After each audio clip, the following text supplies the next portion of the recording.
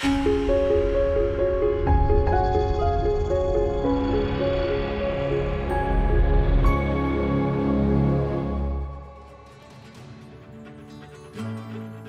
Jacobs, we consider the United Nations Sustainable Development Goals incredibly important to the way we're working.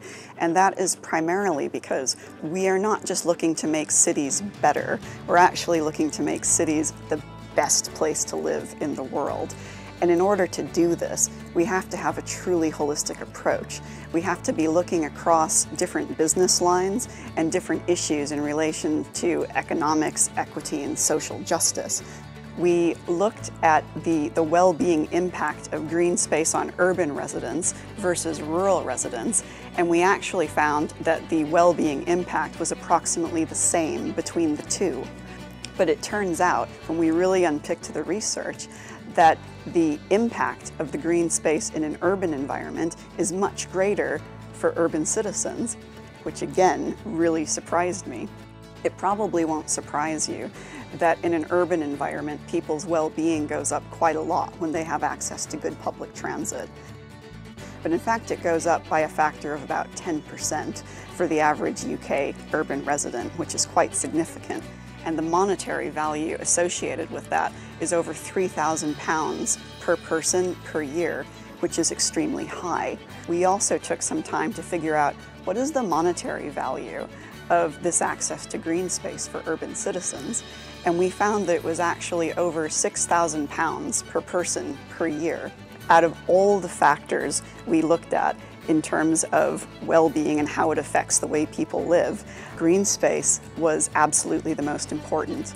But there are some areas of well-being that come out much stronger in rural environments, and those are issues like safety and being separated from the urban pollution and having a cleaner environment. And both of those added up together are worth thousands of pounds to the average rural UK citizen per year. That actually really encourages me, because pollution and safety, we can say these are issues that we need to tackle, and we can solve that through design.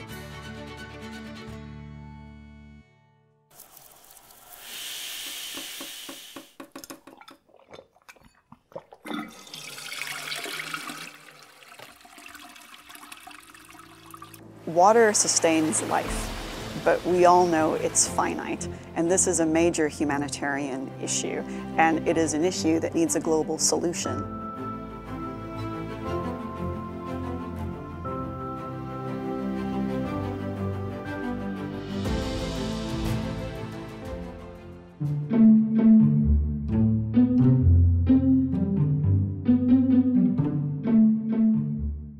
The Thames Tideway tunnel is the new super sewer for London, and it will be running all the way from east to west London, deep under the ground. It's absolutely exceptional in terms of its engineering, and the environmental benefits that are coming off that are very strong, which after the Thames Tideway tunnel is completed, will reduce sewage overflows into the river by 95%, making the Thames one of the most healthy rivers in all of Europe, which is quite amazing.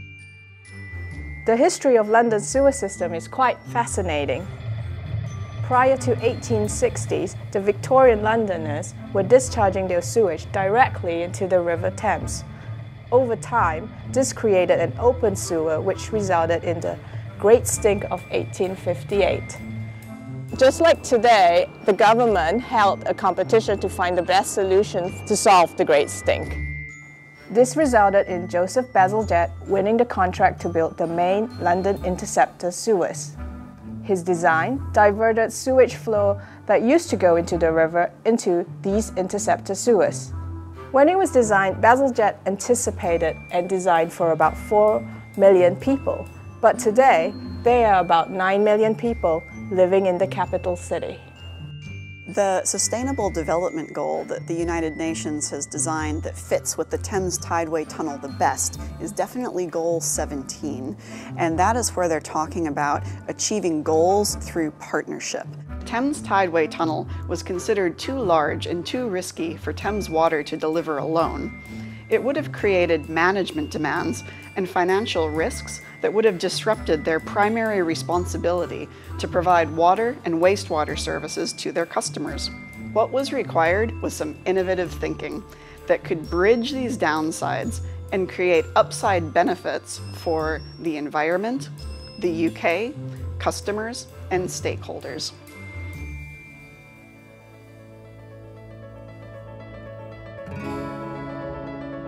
We're doing some work in Singapore that is actually making some really interesting progress.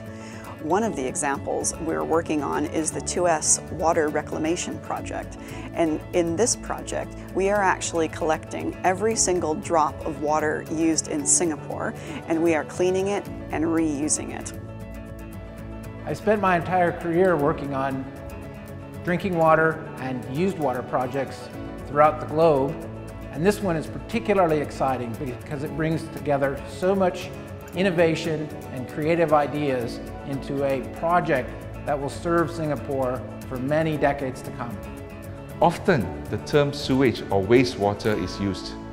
However, in Singapore, we view it as used water, a resource that can be treated and reused more than once, ensuring not a single drop goes to waste. The output from our system is that we produce a brand of ultra-clean, high-grade, reclaimed water termed New Water. So what's the best way to collect all this used water? Deep underground. Used water will flow through all these tunnels by the force of gravity to the ends of the islands, and where they will be pumped up and treated at our new water reclamation plant. At an initial treatment capacity of 800,000 meter cubes per day, that's equivalent to more than 300 Olympic-sized swimming pools, the Tuas Water Reclamation Plant will be the largest membrane bioreactor facility in the world. Every day in Singapore, we can reintroduce almost 800,000 of ultra-clean, recycled water in our system, supplying some 40% to meet our total needs. What's even better at this plant is that we can keep energy usage as low as possible and occupy as little land as possible. When the project is completed, we are also able to save land, a 50% in reduction, and this means a lot to land-scarce Singapore. Singapore really strives to share what they have learned with both developing and developed countries. What Singapore does in plants like the Tuas Water Reclamation Plant is just copying nature's way by reclaiming our used water, recycling it, and then reusing it again and again. This is an ambitious program to deliver a mega project that will set the benchmark for water reclamation globally and provide Singapore with a national asset for the next 100 years. This project deals with a number of sustainable development goals. The ones that stood out for me though were number 6, clean water and sanitation, and number 9, industry innovation and infrastructure. Singapore is one of the most water-stressed countries in the world. However, Singapore is not short of water, and it's our contention that even the most water-challenged country in the world can have enough water. This is a major engineering feat. But above and beyond that, it's also really important because we are securing fresh water for people to drink in Singapore for generations to come. But I think for me personally, my commitment to sustainability and the area in which I feel that I can make the biggest impact is actually challenging people's preconceived notions. And that's really important to do because the sustainable solutions for the future are not going to be what we anticipate today.